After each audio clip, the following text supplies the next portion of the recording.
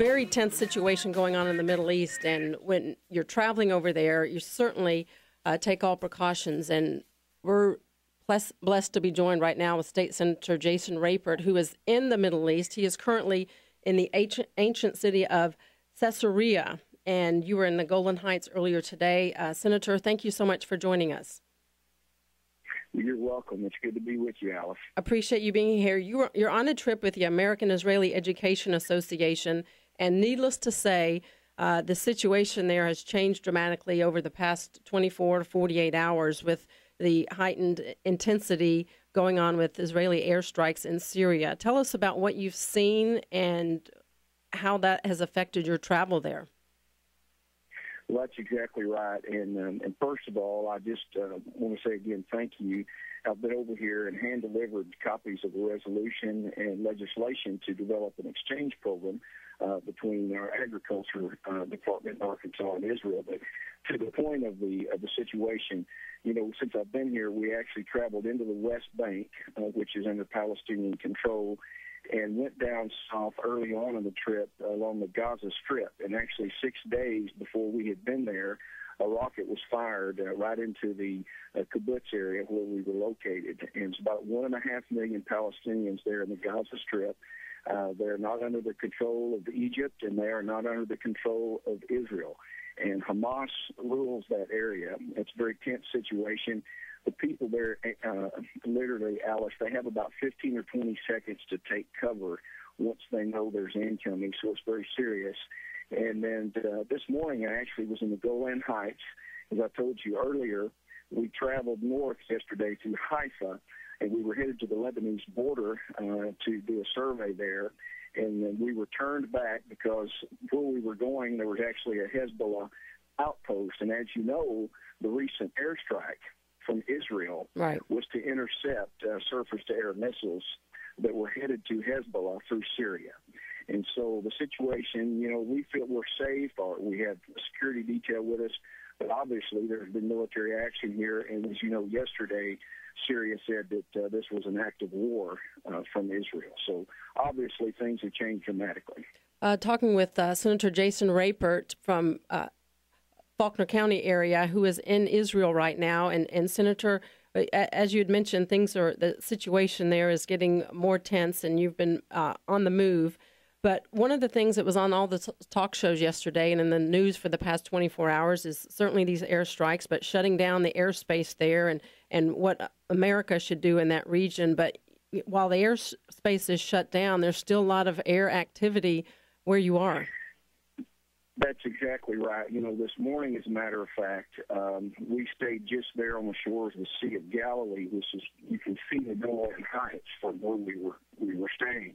And this morning, we noted a lot of air traffic activity, a lot of fighter jets, obviously the Israeli Air Force. We heard some in the distance, and we really couldn't discern, to be honest with you. There were a lot of people thought it was explosions.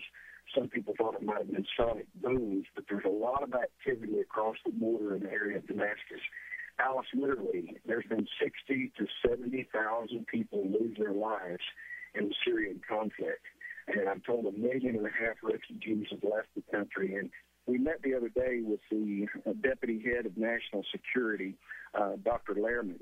And Dr. Lehrman advised us that this is the most unstable that they've seen in the Middle East here in decades. You have Hezbollah in Lebanon to the north. You have the situation in Syria. And then to the south, Egypt is teetering under the control of the Muslim Brotherhood, and obviously the Palestinian and the Hamas situation. And they really have been able to manage the relationship with Assad, even though many people would like to see him gone. But the situation is that the rebels that we're thinking about arming are literally more uncontrollable and unpredictable than what Assad has been. And so there is actually tremendous anxiety about what happens if Assad actually falls. And so it's really a difficult situation. And I just ask that the American government and our leadership tread very carefully in this situation, because we definitely would not want to create a situation and enable this to be even worse a year from now. So it's really troubling for everyone. And as I do as a person, I pray for the peace of Jerusalem, and I hope that our country will pay attention to this and stand with Israel throughout this entire situation. Senator Rapert, in Israel right now, just one last question. We've got about 30 seconds. I know it's a difficult question, but there's been a lot of hesitation on the part of the Obama administration in terms of involvement in Syria. As you said, a lot of things need to be considered. Do you arm the troops? Do we close down the airspace? What do we do to support people in that region? And you're there. You're seeing it with your own two eyes. What recommendation would you have moving forward? My recommendation is to pay attention to what our ally is saying is going on and what we need.